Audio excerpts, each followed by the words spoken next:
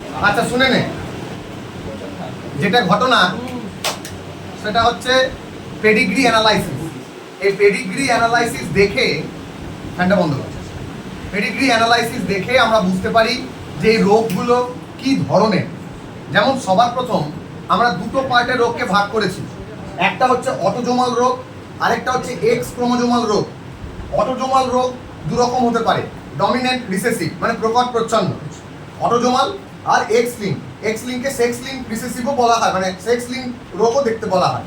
তো আমরা এই যে ছবিটা এঁকেছি, এই বক্স চারকোনা বক্স মানে পুরুষ, গোল মানে হচ্ছে মহিলা, এবং গোলটাকে যখন ডার্ক সার্কেল করে দিয়েছি, রং করে দিয়েছি, তার মানে সেটা আক্রান্ত। হ্যাঁ, এইবার এখান থেকে যে 8খানা ছেলে মেয়ের কথা দেখেছি আমরা, লক্ষ্য করে দেখ এখানে পুরুষটা আক্রান্ত নাই, কিন্তু এখানে পুরুষটা আক্রান্ত আছে। তো এই ডমিনেন্ট এবং অটোজোমাল ডমিনেন্টের যে ক্যারেক্টার কি করে দেখে বুঝবো যে অটোজোমাল ডমিনেন্টটা ক্যারেক্টার, এই ক্যারেক্টারটা আছে, সেটার প্রথম পয়েন্ট হচ্ছে যে এখানে সমান সংখ্যক পুরুষ এবং সমান সংখ্যক স্ত্রী আক্রান্ত হবে। অর্থাৎ টোটাল যতগুলো পুরুষ এবং টোটাল যতগুলো মহিলা তারা সমানভাবে আক্রান্ত হবে, পরবর্তী জন্তুতে যাবে, কোনো জেনারেশন গ্যাপ হবে না। এক নম্বর হচ্ছে নো জেনারেশন গ্যাপ, কোনো জেনারেশন গ্যাপ হবে না। অর্থাৎ এখান থেকে এখানে আসবে, এখান থেকে এখানে যাবে, এখান থেকে এখানে যাবে, পরপর এটা চলতে থাকবে। তারপরে বলেছে যে এই ক্যারেক্টারটা কোনো মাতা পিতার মধ্যে আছে, অর্থাৎ মাতা বা পিতা আক্রান্ত মানে বৈশিষ্ট্যটা আছে, রোগের বৈশিষ্ট্যটা আছে, কিন্তু তার এমন সন্তান তারা জন্ম দিতে পারে যে তাদের মধ্যে এই রোগটি নাই। লক্ষ্য করে দেখ এখানে মাতা আক্রান্ত আছে, কিন্তু এরা এরা এরা এরা কেউই কিন্তু আক্রান্ত না। এটা কেউই আক্রান্ত আছে, কেউ আক্রান্ত নাই।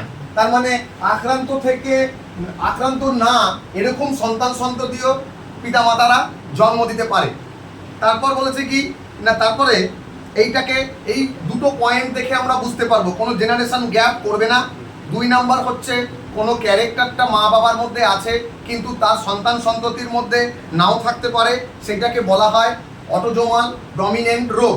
এই অটোজোমাল ডমিনেন্ট রোগ উদাহরণ হচ্ছে ব্র্যাকিড্যাকটাইলি। ব্র্যাকিড্যাকটাইলি মানে আঙুলগুলো, হাতের আঙুলগুলো ছোট ছোট সাইজ, খর্বাকার আঙুল। 2 নাম্বার হান্টিংটন ডিজিজ, এতে কি হয়, স্নায়ুতন্ত্রের ক্ষয় হয় এবং মানুষ মারা যেতে পারে। রোগটি সাধারণত কম বয়সী বাচ্চাদের লোকেদের দেখা যায়। তারপর হাইপার ক্যালসেমিয়া, নাম শুনে বুঝতে পারছি রক্তের মধ্যে ক্যালসিয়ামের আধিক্য, হাইপার। তারপর নেল প্যাটেলা সিনড্রোম মানে হচ্ছে নখ এবং প্যাটেলা হাঁটু সেটার অনুপস্থিতি।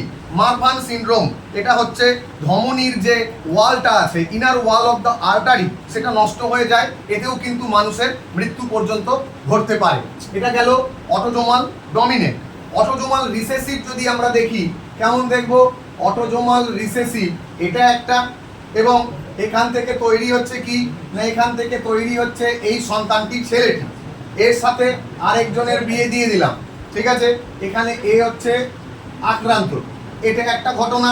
আরেকটা ঘটনা কি, আরেকটা ঘটনা এরকম, অর্থাৎ কেউই আক্রান্ত না, সেখান থেকে কি হচ্ছে, সেখান থেকে একটি মেয়ে এবং তার সাথে এটার বিয়ে দিয়ে দিলাম, এই হলো।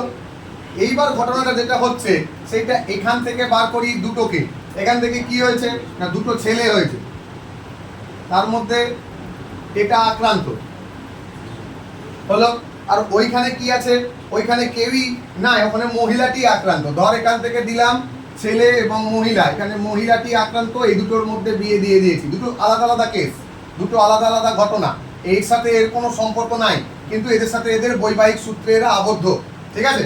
এই ঘটনা যদি হয় তাহলে কি হবে, এই ঘটনা ধর হয়েছে,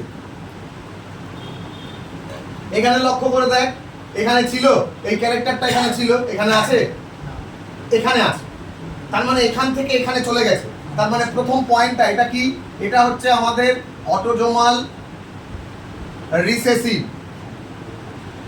অটোজোমাল রিসেসিভে কি আছে, অটোজোমাল রিসেসিভে দেখতে পাচ্ছি 1 নাম্বার পয়েন্ট হচ্ছে জেনারেশন গ্যাপ করছে, তাই তো, জেনারেশন গ্যাপ হচ্ছে একটা 1 নাম্বার পয়েন্ট। 2 নাম্বার পয়েন্ট বলেছে যে স্ত্রী এবং পুরুষ সমানভাবে ডিস্ট্রিবিউটেড। 2 নাম্বার পয়েন্ট হচ্ছে মেল অ্যান্ড ফিমেল ইকুয়ালি এই রোগটাকে পাবে। মানে রোগটা ছড়াবে ইকুয়ালি। তারপরে বলেছে যে পিতামাতা উভয়ে যদি চরিত্রটা আক্রান্ত হয়, অর্থাৎ বাবা এবং মা, এইটা পিতামাতা দুজনেই যদি আক্রান্ত হয়, তাহলে কি হচ্ছে, পিতামাতা দুজন আক্রান্ত হলে এদের দুটো ছেলে মেয়েই কিন্তু আক্রান্ত হবে। এটা দুটোই আক্রান্ত, পিতা মাতা দুজনেই যদি আক্রান্ত হয়ে থাকে তাহলে এরা দুজনেই আক্রান্ত হবে, পিতা মাতা যদি আক্রান্ত হয়। তার মানে মা বাবা যদি আক্রান্ত হয় দুজনে, তাহলে তার সন্তান সন্ততি ছেলে মেয়ে যেই হোক না কেন তারা সকলেই আক্রান্ত হবে। তার মানে 3 নাম্বার বলেছে যে প্যারেন্ট যদি অ্যাফেক্টেড হয়, parents affected, then both son and daughter will be affected. হলো, তার মানে এইটা পাচ্ছি আমরা অটোজোমাল রিসেসিভ।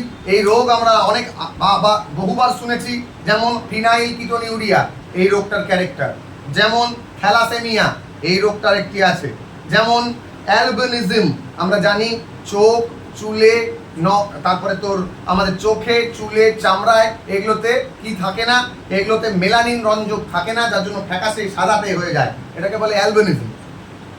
এই গেল হচ্ছে কি, এই গেল আমাদের অটোজোমাল ডমিনেন্ট ক্যারেক্টার আর অটোজোমাল রিসেসিভ ক্যারেক্টার।